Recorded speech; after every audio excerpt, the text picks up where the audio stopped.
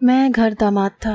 میری بیوی اپاہج مردوں کو 3 دن اسٹور روم میں بند کر دیتی اور مساج کے ذریعے ان کا علاج کرتی، اور 3 دن بعد وہ مرد صحت یاب ہو کر باہر آ جاتا اور بڑی عجیب نظروں سے مسکراتے ہوئے میری بیوی کو ڈھیر سارے پیسے دے کر جاتا۔ ایک دن ایکسیڈنٹ میں میری ٹانگ ٹوٹ گئی تو میری بیوی نے میرا علاج کرنے سے انکار کر دیا اور دھمکی دی کہ اگر دوبارہ یہ بات کی تو طلاق لے کر باہر نکال دوں گی۔ ایک دن راز جاننے کے لیے میں ایک اپاہج دوست کی جگہ کمرے میں چھپ گیا۔ جیسے ہی آدھی رات ہوئی تو میرے پیروں تلے سے زمین نکل گئی۔ بیوی نے اندر آتے ہی مجھے اپنی بیوی کے اس کام سے سخت نفرت تھی۔ کئی بار میری اپنی بیوی فرخندہ سے اسی بات پر بحث بھی ہو چکی تھی کہ وہ یہ کام نہیں کرے گی، لیکن وہ مجھے کم تنخواہ کا طعنہ دے کر چپ کروا دیتی۔ مجھے شروع سے ہی اس کا یہ کام بالکل پسند نہ تھا۔ اس کے پاس اپاہج مرد آتے تھے اور وہ 3 دن انہیں اسٹور روم میں بند رکھتی۔ روز رات کو اور دن میں ان کے پاس جاتی اور مساج کرتی، اور جب کمرے سے باہر آتی تو پسینے سے شرابور ہوتی۔ اس کا تنفس بگڑا ہوا ہوتا، وہ پھولے ہوئے سانس بھر رہی ہوتی، اور اسٹور روم سے آتے ہی وہ واش روم میں چلی جاتی، پھر نہا کر واپس آتے ہی خوب ڈٹ کر کھاتی۔ میں یہ سب تماشا دیکھ کر پل پل مرتا تھا۔ وہ مساج کرتی تھی جس سے وہ مرد 3 دن میں ہی ٹھیک ہو جاتے اور وہ ڈھیر سارے پیسے میری بیوی کو دیتے، لیکن جن عجیب نظروں سے وہ میری بیوی کو دیکھتے تھے میں شرم سے پانی پانی ہونے لگتا تھا۔ ایک عورت کا کسی مرد کو مساج کرنا، یہ سوچئے غیرت مرد مند پر بہت بڑی ذلت کا تماچہ ہے جو میری بیوی میرے منہ پر روز مارتی تھی۔ میں مسلسل اذیت کا شکار تھا۔ میں جب بھی اسے منع کرتا تو وہ مجھ سے لڑنے لگتی، جھگڑنے لگتی، کہتی جتنے پیسے میں 3 دن میں کما لیتی ہوں تم وہ مہینے بھر میں بھی مجھے کما کر نہیں دیتے۔ میں نے کہا ٹھیک ہے، تمہیں اگر یہ کام کرنا ہے تو تم اپنی ماں کو بھی اپنے ساتھ بٹھا لیا کرو۔ میری بات پر فرخندہ گڑبڑا سی گئی، لیکن چچی کہنے لگی کہ یہ عمل کسی فقیر کی دعا ہے اور یہ عمل تنہا ہی کرنا ہوتا ہے، ورنہ اثر زائل ہو جائے گا۔ میں بے حد پریشان رہنے لگا تھا۔ میں رات کا چوکیدار تھا، لیکن مجھے پوری رات بے چینی سی لگی رہتی کہ میری بیوی نہ جانے کس مرد کے ساتھ اسٹور روم میں کیا کر رہی ہوگی۔ اگر بیوی نیک اتوار کی مالک ہو تب بھی مرد اتنی بڑی بات کی اجازت اپنی بیوی کو نہیں دے سکتا، اور میری بیوی تو جب بھی میں اسے سمجھانے کی کوشش کرتا کہ تم میری تنخواہ پر ہی گزارا کرنا سیکھو تو میری ساس، جو کہ میری چچی بھی تھی، مجھ پر برسنے لگتی، کہتی کہ تم اس قابل ہو ہی نہیں کہ اتنے پیسے کما سکو جتنے میری بیٹی کما لیتی ہے۔ پھر وہ نیک کام کرتی ہے، اللہ نے اس کے ہاتھ میں شفا رکھی ہے۔ میں یہ سوچتا کہ یہ کیسی شفا رکھی ہے کہ مردوں کی مالش کرو اور پیسے کماؤ۔ نماز پڑھتے تو میں نے آج تک فرخندہ کو نہیں دیکھا تھا، پھر اس کے ہاتھ میں شفا کیسے تھی؟ اب تو میرے گھر کے باہر مردوں کا رش لگا رہتا تھا، نہ جانے وہ لوگ سچ میں اپاہج تھے یا بن کر آ رہے تھے۔ میری بیوی سب سے پہلے اس کا علاج کرنے کو تیار ہو جاتی جو اسے سب سے زیادہ پیسے دینے کی آفر کرتا، پھر وہ اسے اس اسٹور نما کمرے میں لے کر جاتی جس کمرے میں مجھے جھانکنے کی بھی اجازت نہیں تھی۔ میں نے رات کی نوکری چھوڑ کر دن کی چوکیداری کر لی، کیونکہ میرا دل ہر وقت بے چین سا رہتا تھا۔ یہ خیال ہی میرا چین ختم کرنے کے لیے کافی تھا کہ میری بیوی رات کے وقت مساج کرتی ہے۔ ایک اجنبی مرد کا ایک عورت کے ساتھ خلوت میں ہونا ہی سب سے بڑے گناہ کو دعوت دینا تھا، پھر مساج۔ میرا نام امتیاز تھا۔ میرے والدین کا انتقال ہو چکا تھا تو چچا مجھے اپنے گھر لے گئے۔ میری چچی ایک سخت مزاج عورت تھی۔ میرے چچا رات میں چوکیداری کرتے تھے، اسی لیے رات بھر گھر پر نہیں ہوتے تھے۔ چچی کا رویہ میرے ساتھ بہت برا تھا۔ ان کی ایک ہی بیٹی تھی جس کا نام فرخندہ تھا، اس نے بھی اپنی ماں کا مزاج ہی پایا تھا۔ میری کزن کو کسی فقیر نے یہ عمل سکھایا تھا کہ وہ اپاہج لوگوں کا علاج کرتی تھی۔ مجھے ان کے علاج کرنے سے کوئی مسئلہ نہیں تھا، بس ان کے علاج کے طریقہ کار کچھ عجیب سا لگتا تھا۔ وہ اپاہج مرد کو ایک اسٹور روم میں بند کر دیتی اور پھر رات کے وقت وہ اس کمرے میں جاتی اور 2-3 گھنٹے اس اپاہج شخص کا مساج کرتی۔ جب واپس آتی تو پسینے سے شرابور ہوتی۔ عجیب بات یہ تھی کہ وہ مریض 3 دن اسی اسٹور میں رہتا، تیسرے دن وہ بھلا چنگا ہو کر اسٹور سے باہر آتا اور میری بیوی کو مسکراتے ہوئے دیکھتا اور پیسے دے کر چلا جاتا۔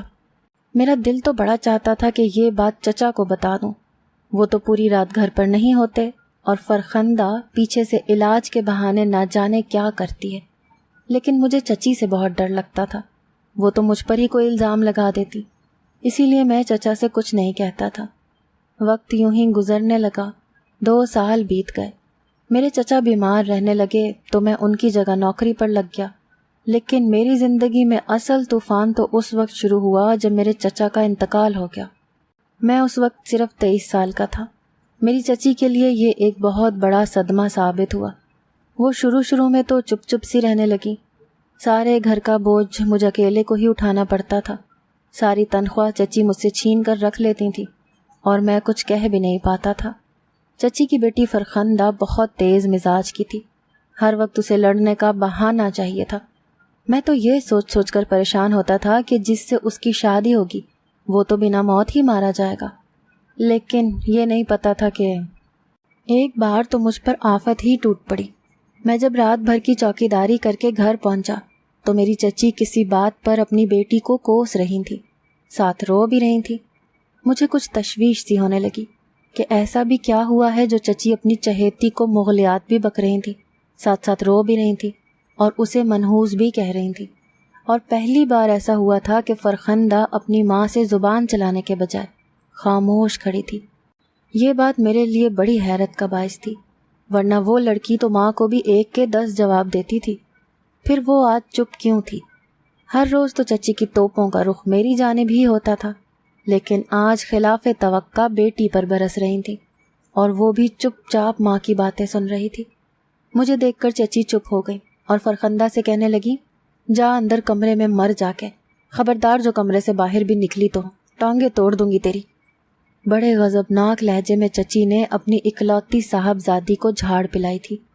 مجھے وجہ تو نہیں پتا تھی، لیکن میرے اندر تو ایک ٹھنڈک سی اتری تھی کہ چلو آج تو اس کی باری آئی، ورنہ روز مجھے نکمے ہونے کے تانے چچی دیتی تھی اور وہ فرخندہ کی بچی بیسنی سی ہنسی ہنستے ہوئے مجھے دیکھتی تھی۔ میں بے بسی سے یہ سب برداشت کرنے پر مجبور تھا، لیکن آج مجھے دیکھ کر چچی کے تیور ہی کچھ اور تھے۔ مجھے بڑے آرام سے کہا کہ جا امتیاز، منہ دھو کے آ جا، میں تیرے لیے پراٹھا بناتی ہوں، تو تھکا ہوا آیا ہے، ڈٹ کر ناشتہ کر اور سو جا۔ میں نے تیرے کمرے کی صفائی بھی فرخندہ سے کروا دی ہے۔ چچی کا میٹھا لہجہ سن کر تو میں نے حیرت سے پوری آنکھیں پھیلا کر انہیں دیکھا۔ آج سے پہلے تو کبھی مجھے ناشتے تک کا نہیں پوچھا اور آج پراٹھا بنا کر دے رہی ہیں۔ میں تو ان کی اس مہربانی کی وجہ بھی ٹھیک سے سمجھ نہیں پایا تھا، کیونکہ اس وقت بھوک لگی تھی، اسی لیے میں نے 2 پراٹھے ڈٹ کر کھائے۔ اس کے بعد ٹھنڈی لسی کا گلاس پی کر اپنے کمرے میں چلا گیا۔ میں بہت گہری نیند سویا۔ جب شام کو اٹھ کر باہر آیا، چچی کے سب بھائی صحن میں ہی جمع تھے۔ مجھے دیکھ کر کہنے لگے کہ ادھر آؤ، تم سے ضروری بات کرنی ہے۔ میرا دل نہ جانے کیوں زور زور سے دھڑکنے لگا۔ میری چھٹی حس مجھے آنے والی مصیبت کا اشارہ دے رہی تھی۔ ایسا میرے ساتھ اکثر ہوتا تھا کہ میری چھٹی حس مجھے آنے والی مصیبت کا پہلے سے اشارہ دے دیتی تھی۔ میں چپ چاپ صحن میں رکھی کرسی پر بیٹھ گیا۔ چچی کے بھائی کہنے لگے، دیکھو میاں، پہلے تو تمہارا چچا زندہ تھا اس لیے تم یہاں رہتے رہے، مگر اب جوان جہان 2 عورتوں کے ساتھ تمہارا یہاں یوں رہنا مناسب نہیں ہے۔ میں نے بے ساختہ چچی پر نظر ڈالی جو کہیں سے بھی جوان جہان نہیں لگ رہی تھی۔ بہرحال میرے چچا میرے ابا کا حصہ بیچ کر اپنا بڑا گھر لے چکے تھے جو فی الوقت میری چچی کے نام تھا۔ میں نے کہا، چچی میرے ابا کا حصہ دے دیں تو میں چلا جاتا ہوں۔ یہ لفظ میرے منہ سے ابھی ادا ہی ہوئے تھے کہ چپ چاپ بیٹھی میری چچی کی کینچی جیسی زبان چلنے لگی۔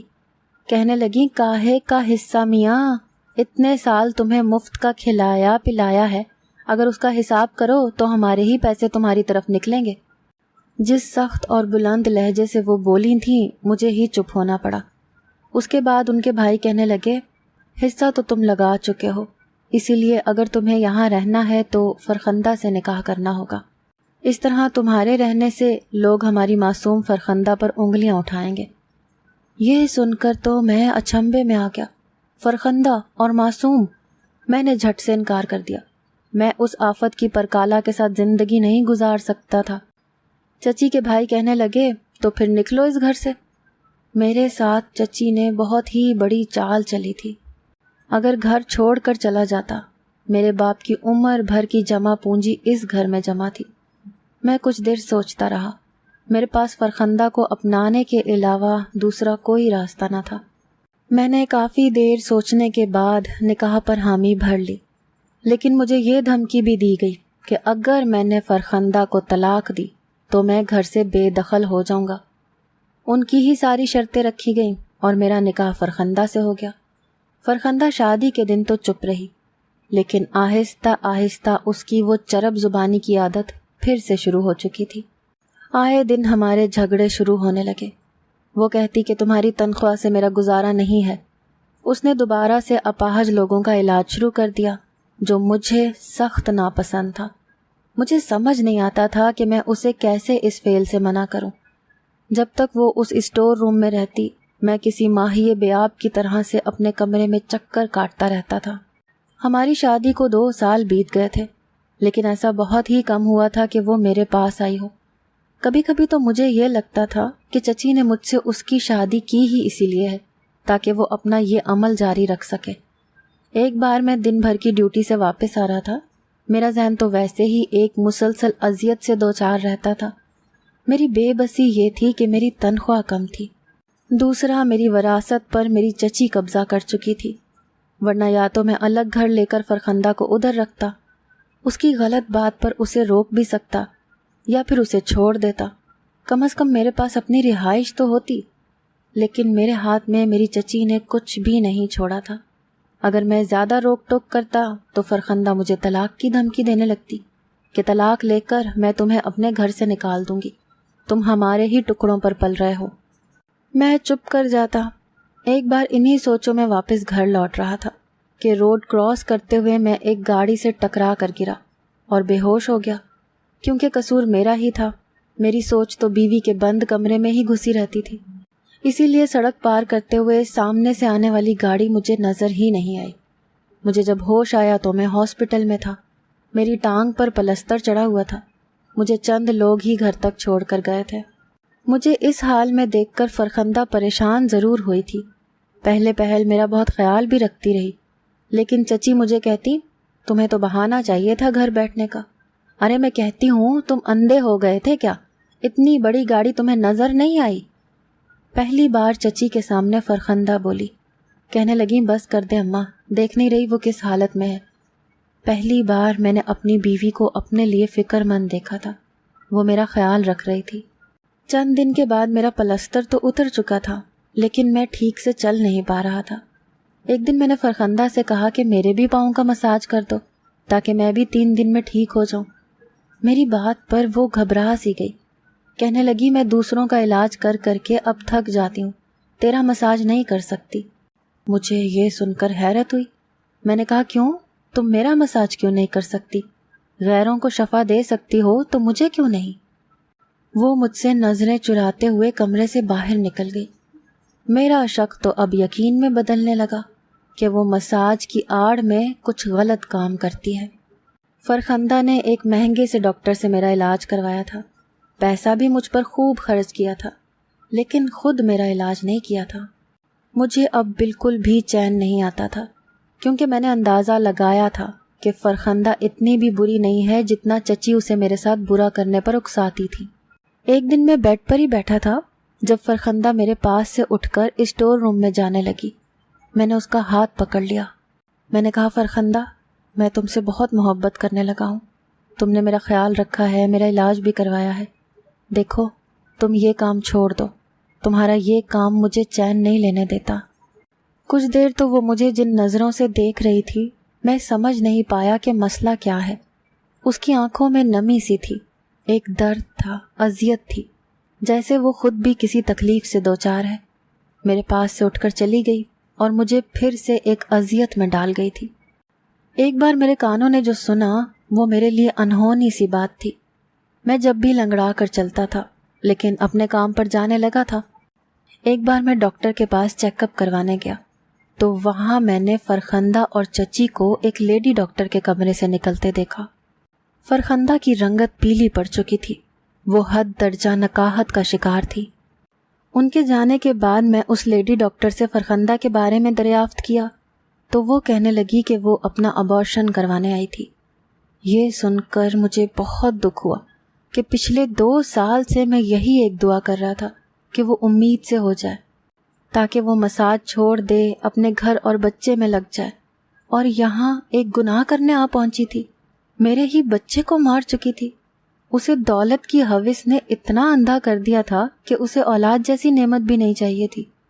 میں نے بھی خاموشی اختیار کر لی تھی، کیونکہ میں جانتا تھا کہ فرخندہ یہ کام نہیں چھوڑے گی جس کی خاطر اس نے ایک عورت ہوتے ہوئے اپنے بچے کا قتل کر دیا تھا۔ وہ کبھی یہ کام نہیں چھوڑ سکتی۔ میں نے بھی خاموشی اختیار کر لی تھی، کیونکہ میں جانتا تھا کہ فرخندہ یہ کام نہیں چھوڑے گی۔ لیکن ایک بار جو میرے کانوں نے سنا مجھے ایک نئی آزمائش میں ڈال گیا تھا۔ رات کے کسی پہر میری آنکھ باتوں کے شور سے کھلی۔ میں اٹھ کر بیٹھ گیا۔ میں نے دیکھا تو فرخندہ میرے پاس نہیں تھی۔ میں اٹھ کر کمرے سے باہر آیا تو وہ اپنی ماں کے کمرے میں تھی۔ اس کے لڑنے کی آوازیں آ رہی تھیں۔ جو باتیں وہ اپنی ماں سے کر رہی تھی مجھے اپنے کانوں پر یقین نہیں آ رہا تھا۔ میں واپس اپنے کمرے میں آ گیا۔ اگلے روز میں نے اپنے دوست سے مدد مانگی، کیونکہ سچائی کچھ اور تھی۔ جو میں اب تک سمجھ رہا تھا وہ شاید غلط تھا۔ مجھے اب حقیقت کا پتہ لگانا تھا جو فرخندہ مجھے بتانے کو تیار نہیں تھی، اور جو باتیں میں نے اس رات سنی تھیں وہ بہت الجھی ہوئی سی تھیں، لیکن کہیں کچھ تو گڑبڑ تھی۔ پہلے تو وہ میری بات سن کر پریشان سا ہو گیا۔ کہنے لگا مجھے سمجھ نہیں آ رہا، بات تمہاری بیوی کی ہے جو میری بھابھی لگتی ہے، میں اس کے ساتھ کیسے؟ وہ کچھ تذبذب کا شکار ہونے لگا۔ میں نے کہا رات کو تمہاری جگہ میں وہاں موجود ہوں گا، بس مجھے سچائی جاننی ہے۔ وہ تھوڑی سی کوشش کے بعد میری بات ماننے پر تیار ہو گیا۔ پھر وہ میرے گھر ایک اپاہج بن کر آیا اور میرے اسٹور روم میں بند تھا۔ میں رات کو اسی اسٹور میں چلا گیا اور فرخندہ کو کہا کہ رات کی ڈیوٹی پر جا رہا ہوں۔ میں نے اسٹور میں جا کر اپنے دوست کو باہر نکال دیا اور کہا کہ وہ گھر سے باہر چلا جائے، اور خود میں اسٹور میں بچھی چارپائی پر لیٹ گیا اور لحاف منہ تک تان لیا۔ کچھ ہی دیر کے بعد فرخندہ اسٹور روم میں آئی، اسٹور کی لائٹ جلائی۔ میرا دل بہت زور سے دھڑکا تھا۔ پھر مجھ سے کہنے لگی کہ صاحب لائٹ جلی رہنے دوں کہ بند کر دوں؟ میں نے کہا کہ بند کر دو۔ یہ بات میں نے اپنی آواز بدل کر کہی تھی۔ اس نے اسٹور میں لائٹ بجھا دی اور میری چارپائی پر آ کر لیٹ گئی۔ میں یوں تھا کہ کوئی بے جان وجود۔ مجھے میرے سارے سوالوں کے جواب مل گئے تھے۔ یہ آشنائی اس اذیت سے زیادہ تھی جو میں پچھلے 2 سال سے سہ رہا تھا۔ میری آنکھوں سے آنسو بہنے لگے تھے۔ مجھے ایک چھوٹی سی امید تھی کہ شاید وہ واقعی مساج کر کے علاج کرتی ہوگی، یا شاید میں شادی کے بعد فرخندہ سے محبت کرنے لگا تھا۔ وہ زبان کی تیز تھی لیکن مجھے کبھی بھی بد کردار نہیں لگی تھی۔ شاید اسی لیے میں خود کو ایک جھوٹی تسلی دیتے ہوئے زندہ تھا۔ روز میرے ذہن میں ایسے ہی خیالات آتے تھے جو میری جان نکالتے تھے، اور میں روز خود کو ایک جھوٹی تسلی دے کر بہلاتا تھا۔ لیکن آج تو وہ جھوٹی تسلی بھی دم توڑ چکی تھی۔ میں اٹھ کر بیٹھ گیا اور چارپائی سے بھی کھڑا ہو گیا۔ میں نے اسٹور کی لائٹ جلا دی۔ مجھے دیکھ کر فرخندہ کے ہوش اڑ گئے۔ وہ مجھے بڑی بے یقینی سے دیکھ رہی تھی۔ میں اس کے پاس جا کر بیٹھا تو وہ مجھ سے نظریں چرانے لگی۔ میں نے کہا تو یہ علاج کرتی ہو تم، یہ شفا ہے تمہارے ہاتھ میں، تمہیں شرم نہیں آئی فرخندہ اتنا کبھی گناہ کرتے ہوئے؟ جانتی ہو زناکاری کے بارے میں ہمارا دین اسلام کیا کہتا ہے؟ شادی شدہ مرد اور عورت زنا کریں تو دونوں کو سنگسار کر دو، یہ اللہ کی طرف سے سزا ہے۔ زانی ایمان کی حالت میں زنا نہیں کرتا، یعنی جب وہ زنا کرتا ہے تو ایمان سے خالی ہو جاتا ہے۔